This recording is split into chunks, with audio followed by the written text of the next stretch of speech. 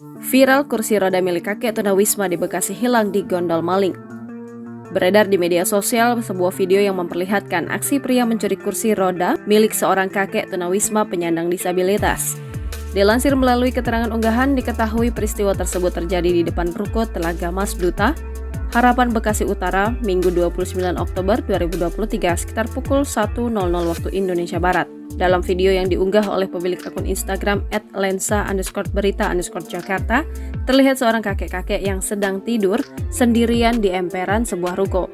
Sedangkan kursi roda miliknya ia parkirkan di dekatnya, terlihat kursi roda itu sudah dimodifikasi.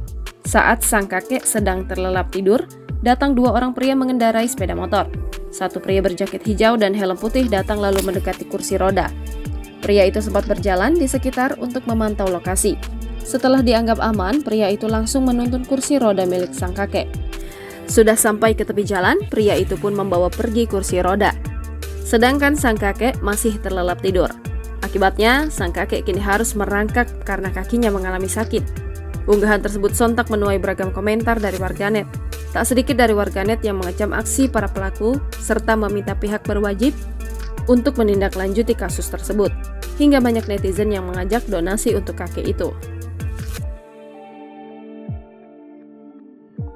Download Tribun X sekarang, menghadirkan lokal menjadi Indonesia.